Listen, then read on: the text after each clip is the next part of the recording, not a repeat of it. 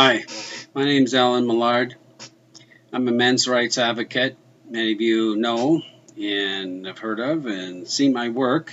I am the author of several books, and also I've been a part of different organizations with the men's equality effort. I headed Men and Fathers for Justice, and still do, but it only exists right now on the internet. We don't have any monthly meetings or anything like that. But also, I wanted to convey my first book, Equality of Man's Claim. And it was published in 1995. And of course, it conveys the women on a pedestal and men at her feet, her servitude. And this is the premise upon which feminism was built to further the inequality of men compared to women. I want to also convey here how men's resources were split with women with the Equal Employment Opportunity Act, and how that took away part of men's value that they had from the beginning of humanity, and maybe even prior to that, as far as securing an environment and the trade and their ingenuity, labor, and that has been unrealized, not realized. And if we were to do the same to women, then their resources, what main attributes they have as women compared to men, would be their sexual value and their part of their femininity, and that hasn't been touched. In fact, that's been used to further violate men by the feminist movement in changing rape laws, what even defines rape, and holding women less accountable for their equal transaction, to their involvement, and to the level, in fact, of children.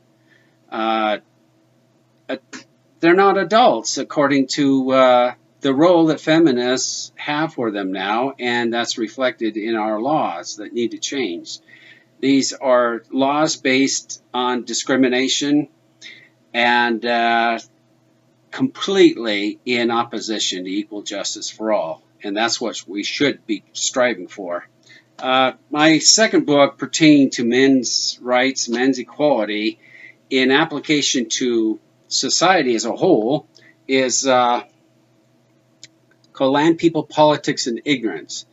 And it kind of shows how, and part of it shows that women have been catered to in society, but once the women's movement began and had influence outside the home, as far as women being placed on their pedestal, it affected all realms of our society, including the government, politics, social scene.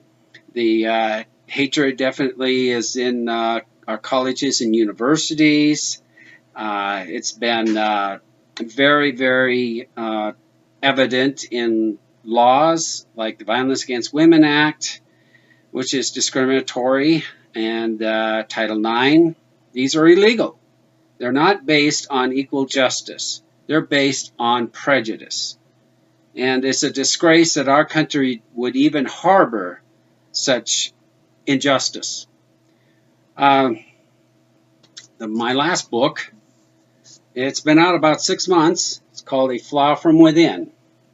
And that pertains, the flaw is chivalry that gave way to feminism.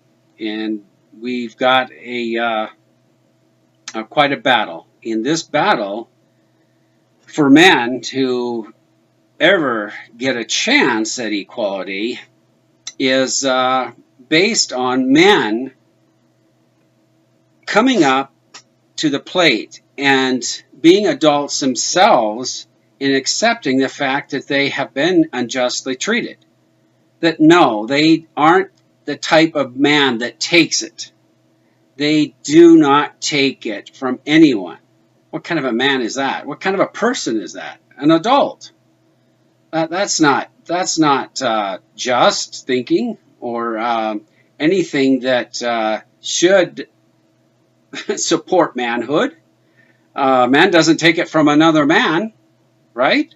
Then why should he take abuse from a woman or from women in general? These men haven't grown up yet. They are little boys sculptured by women to serve women. They're like pawns, expendable pawns for women in society. This is probably the most important groundwork, foundation that we need to attack in allowing men to ever attain equality to women.